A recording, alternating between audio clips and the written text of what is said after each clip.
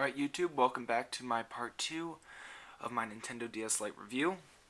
So, on part 1, we went over the Game Boy Advance part of the DS Lite and the overall design and a few other things alongside with this, along with the hinge, which I hope you all remember. So today, I would like to go, right now, sorry. So, I'd like to go over the game library. Now, the DS game library is probably one of the most diverse I've ever played. It is a very diverse library, and it is very cool. You have a lot of games like, let me grab one out here real quick. You have puzzle games like Professor Layton. Can't let my camera focus on it. Professor Layton. And like Tetris DS, or The Legend of Zelda, which is a puzzle game, even though it's kind of an action. Then you have a ton of RPGs. Here's my game collection. As you can see, you've got platformers, you've got RPGs, that's Chrono Trigger, I'll block the sun with my hand, Chrono Trigger, Pokemon. You've got really unique games like Super Scribblenauts, which I'll actually show you here. That's one of the uniquest game I own on the system. You have sequels to Game Boy Advance games like Advance Wars. However, on the DS Lite, with the Game Boy Advance slot, some DS games become, in a sense, redundant, such as Final Fantasy IV here, which was released on the Game Boy Advance just a few years before this came out, like 4. So, it kind of made games like Final Fantasy IV. Sometimes some people might claim Advance Wars was redundant because they had the first 2 on the Game Boy Advance to play on their DS. So, but of course this was a sequel. This is just another remake. And Yoshi's Island and a few others. There's not too many, but there are some. And another thing about the library, which is why I'm showing you Super Scribblenauts real quick here, is many developers wondered, how can we make these games accessible with touch controls? Because, this was brand new. Sega had thought about making a touchscreen successor to the Game Gear, but they did not. It would have cost a lot of money and might have given Nintendo a run for the money. So let's put this on the lowest brightness, just so we can see it. Okay, there we go. It's better. Okay, let me get the pen out, or stylus, as it's legally called. I call it the pen. Up.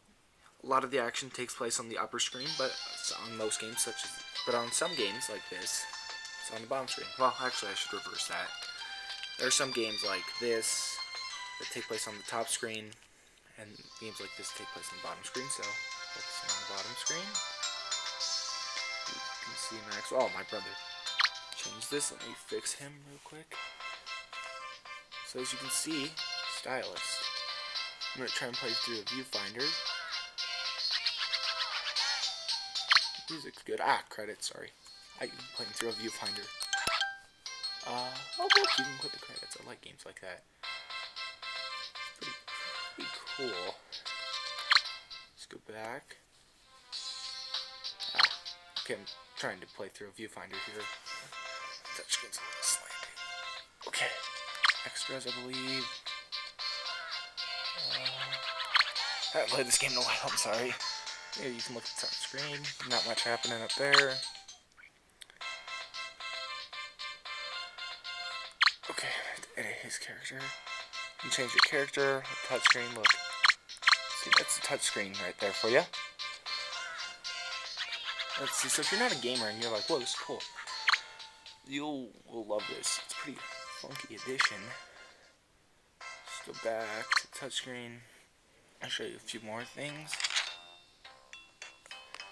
Here we'll do a cat. Get that? Think you can read that? If you can't, it's a cat. So there it is. So I'm sorry if it looks blurry. And you can use your fingers kind of like an iPod Touch. But I don't like that because this thing leaves fingerprints like you wouldn't believe. So, this Scribblenauts will go into a game without using touchscreen controls. believe I have one over here real quick. Let me grab it. You can stare at my... Okay. Should have one over here. Put in Retro Game Challenge, which does not use the touchscreen. It's a collection of fake retro games. That's really good. Please buy it so they'll make the sequel, and they'll probably do that in like 2013 and say, haha, you can't. Oh. And much like older game systems, even though this is not really an old system, you have to blow on the cartridge. It's kind of annoying at times, but cartridge-based gaming would not be the same without it. Look at the top screen, because that's where the action is going to take place. Oh, whoops.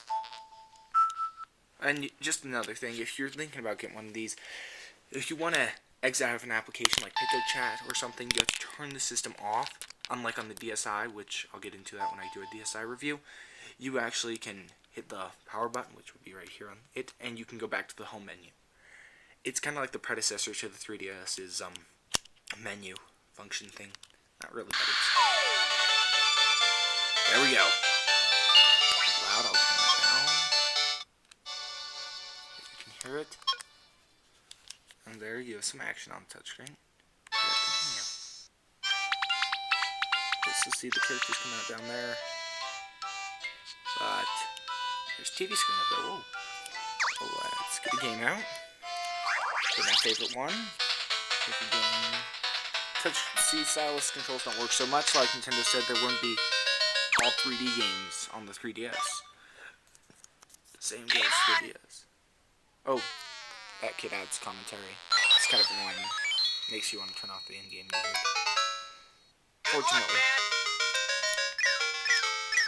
Galaxy Cam. Oh, I'm so good at playing these without looking to the viewfinder. Yeah, so there we go. So let's summarize what the DS is real quick here. So some pros are the amazing library of games that range from just about anywhere, basically. Game Boy Advance backward capability. I mean, this is the only reason I would tell you to get this above a DSi, because I love the DSi. It has a bright screen. It's a good bright screen. But some cons are this hinge. That hinge I hate. And, yeah, the fact that the durability is pretty bad, that's the only thing I can find negative about this. It's, I think, the only thing I've ever harped it on.